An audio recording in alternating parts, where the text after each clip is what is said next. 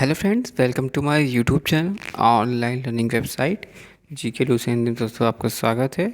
और अगर आप बुक चाहते हैं परचेज़ करना तो डिस्क्रिप्शन बॉक्स में लिंक दिया है दोस्तों, आप उस पर टिक करके ये बुक्स जो हैं वो आप परचेज़ कर सकते हैं।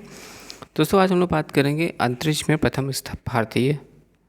तो दोस्तों, 3 अप्रैल 1984 को स्क्वाड्रन लीडर राकेश शर्मा अंतरिक्ष में जाने वाले प्रथम भारतीय बने।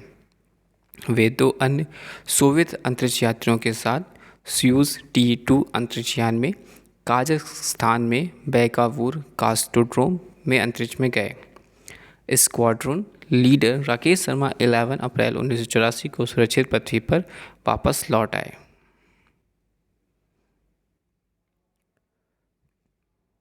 तत्कालीन प्रधानमंत्री श्रीमती इंदिरा गांधी ने सोवियत अंतरिक्ष केंद्र पर स्क्वाड्रन लीडर राकेश शर्मा से बातचीत की। उन्होंने पूछा, अंतरिक्ष में भारत कैसा दिखता है? शर्मा का उत्तर था, सारे जहां से अच्छा। अंतरिक्ष यात्रियों के अलग अलग नाम, देश और नाम: यूएसए एस्ट्रोनाइट्स, रूस कॉस्मोनाइट्स, चीन टाइक्टोनाइट्स। अंतरिक्ष में मानव भेजने वाला भारत 14वां राष्ट्र बना और स्क्वाड्रन लीडर राकेश शर्मा अंतरिक्ष में जाने वाले 139वें अंतरिक्ष यात्री। अंतरिक्ष में जाने वाली भारतीय मूल की प्रथम महिला कल्पना चावला थी। इनकी मृत्यु 1 फरवरी 2003 को अंतरिक्ष यान कोलंबिया के मिशन STS-107 के वातावरण में पुनः प्रवेश के कुछ देर पश्चात नष्ट हो जाने से हो गई।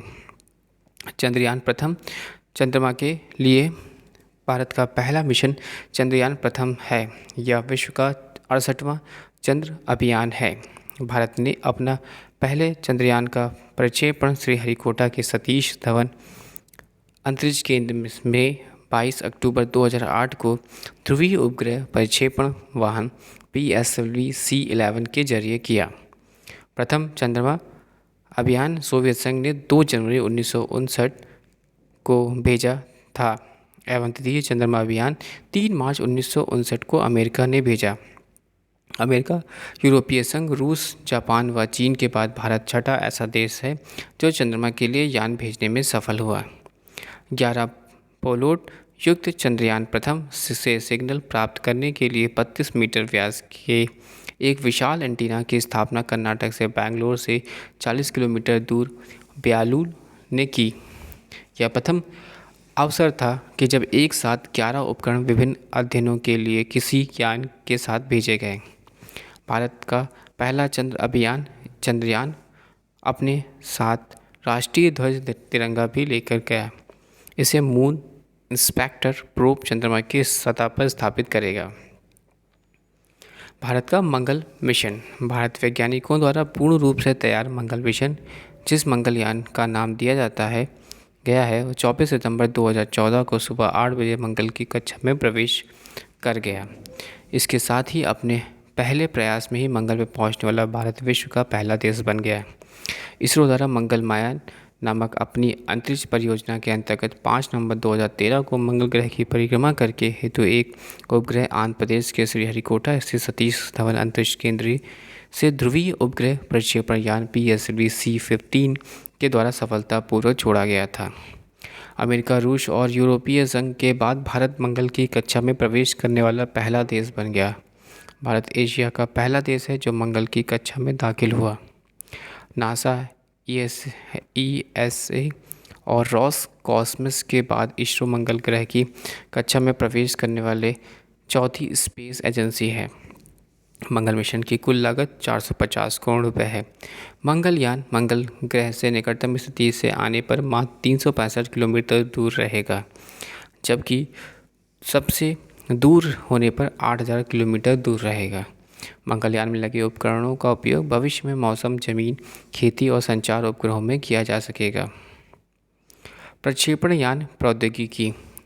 SLV-3 satellite launch vehicle. SLV-3 साधारण क्षमता वाले SLV-3 के विकास से भारत ने प्रक्षेपण यान प्रौद्योगिकी के क्षेत्र में कदम रखा तथा 18 जुलाई 1980 को SLV-3 का सफल प्रायोगिक प्रक्षेपण कर अपनी योग्यता को सिद्ध करते हुए स्वयं का अंतरिक्ष क्लब का छठा सदस्य बना लिया।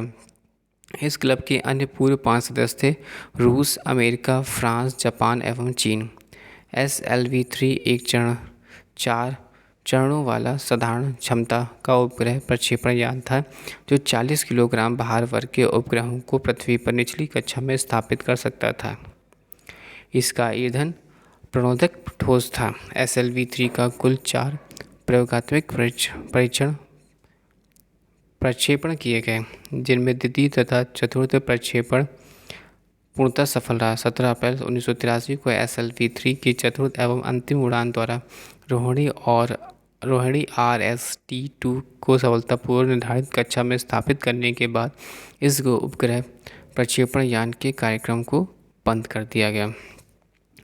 SLV augmented satellite launch vehicle ASLV संवर्धित उपग्रह प्रक्षेपण यान अर्थात SLV वास्तव में SLV-3 का ही सर्वविदित रूप है। इसे 100 से 150 किलोग्राम भार वर्ग के उपग्रहों को पृथ्वी की निचली कक्षा में स्थापित करने के उद्देश्य से विकसित किया गया था। यह एक 5 चरणों वाले समृद्ध उपग्रह प्रक्षेपण यान था। ठोस प्रणोदक से चलने वाले SLV के स्ट्रैप ऑन प्रथम एवं द्वितीय चरण के लिए स्वदेशी तकनीक से विकसित hydroxyl sternal Paul butyne NTPB प्रणोदक तथा तृतीय एवं चतुर्थ के लिए HEF-20 प्रणोदक का प्रयोग किया गया था। SLV के कुल 4 प्रक्षेपण कराए गए, जिनमें SLV-D1 24 मार्च 87 एवं SLV-D2 13 जुलाई 88 की प्रथम दोनों प्रक्षेपण असफल सिद्ध हुए। PSLV polar satellite launch vehicle 1200 kilogram भार वर्ग तथा के दूर संवेदी उपग्रहों को 900 किलोमीटर ऊंचाई तक की ध्रुवीय सूर्य तुल्यकालिक समकालिक कक्षा में स्थापित करने के उद्देश्य से PSLV का देश में विकास किया गया। PSLV एक 4 चरणों वाले ध्रुवीय उपग्रह प्रक्षेपण यान है, जिसके प्रथम व द्वितीय चरण में ठोस प्रणोदक तथा द्वितीय एवं चतुर्थ चरण में द्रव प्रणोदकों के उपयोग किया जाता है। ठोस प्रणोदकों के अंतर्गत हाइड्रोक्सिल टर्मिनेटेड पॉलीब्यूटाइडीन यानी STPB का ईंधन के रूप में तथा अमोनिया परक्लोरेट का ऑक्सीकरण के रूप में प्रयोग किया जाता है, जबकि द्रव प्रणोदक के रूप में मुख्य रूप से अनसिमेट्रिकल डाई मिथाइल हाइड्रोजन एवं N2O4 का प्रयोग किया जाता है, जो कमरे में ताप पर द्रवीभूत रहता है। PSLV की कुल 3 उड़ान कराई गई, जिसमें प्रथम उड़ान असफल तथा द्वितीय एवं तृतीय उड़ान पूर्णतः सफल सिद्ध हुई। नोट: PSLV-3 द्वारा प्रक्षेपित भारतीय दूर संवेदी प्रौद्योगिकी परीक्षण उपग्रह TS भारत का पहला सैनिक उपग्रह है, जो देश के समुद्री इलाकों और विशेषकर चीन एवं पाकिस्तान से लगी अंतर्राष्ट्रीय सीमा पर और नियंत्रण रेखा पर किसी घुसपैठ पर प्रभावी नज़र रख सकेगा। GSLV जियो स्टेशनरी या geosynchronous satellite launch vehicle GSLV एक शक्तिशाली 3 चरणों वाला भू तुल्यकालिक या भू स्तर उपग्रह प्रक्षेपण यान है। GSLV के प्रथम चरण में ठोस प्रणोदक, द्वितीय चरण में द्रव प्रणोदक तथा तृतीय चरण में क्रायोजेनिक इंजन का उपयोग किया गया है। ठोस प्रणोदकों में अंतर्गत हाइड्रोक्सिल टर्मिनेटेड पॉलीब्यूटाइनेन STPB का ईंधन के रूप में तथा अमोनियम परक्लोरेट का ऑक्सीकरण के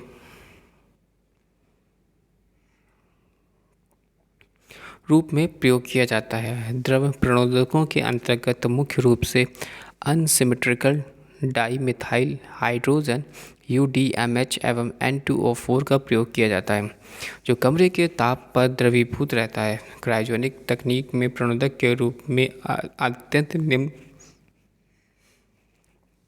ताप पर द्रव हाइड्रोजन -250 डिग्री सेल्सियस एवं ऑक्सीजन -183 डिग्री सेल्सियस का प्रयोग होता है। GSLV की पहली विकासात्मक परीक्षण उड़ान 28 मार्च 2001 को असफल रहा था।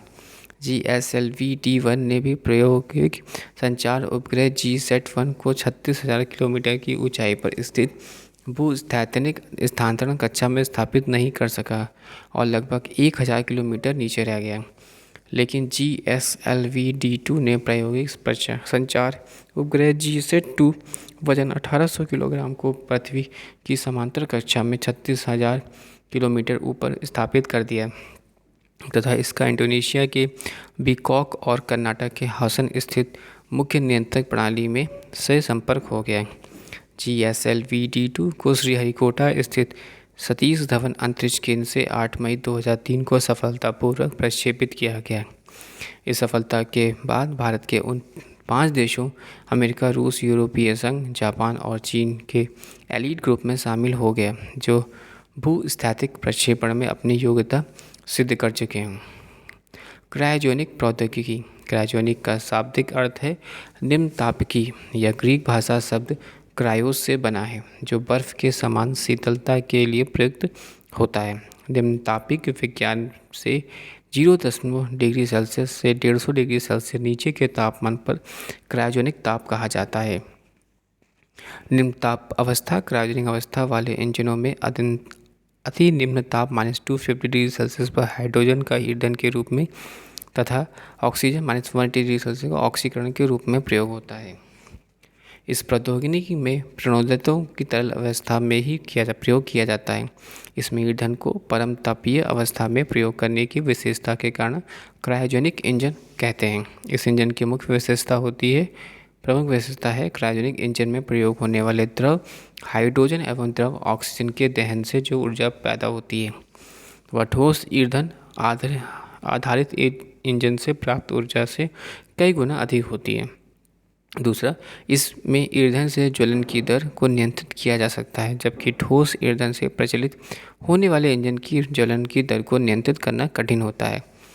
इस प्रौद्योगिकी से युक्त इंजन में प्रणोदक की प्रति इकाई भार में अधिक बल पैदा होता है, जिसका यान का अधिक बल यानी थ्रस्ट मिलता है। नोट: क्रायोजेनिक इंजन का पहली बार प्रयोग अमेरिका द्वारा एटलास शूटर नामक रॉकेट में किया गया था। 28 अक्टूबर 2006 को तमिलनाडु के महेंद्रगिरी में पूर्ण निम्न ताप क्रायोजेनिक अवस्था को भारत ने सफल परीक्षण किया। 5 जनवरी 2014 को भारतीय अंतरिक्ष संगठन इसरो ने भारी उपग्रहों के प्रक्षेपण को क्रायोजेनिक तकनीक विकसित कर GSLV-D5 क्रायोजेनिक इंजन को सफलतापूर्वक प्रक्षेपित किया। भारत क्रायोजेनिक तकनीक का सफल प्रक्षेपण करने वाला छठा देश है। भारत से पूर्व यह क्षमता अमेरिका, रूस, चीन, जापान एवं फ्रांस ने प्राप्त की। Thanks for watching and sharing.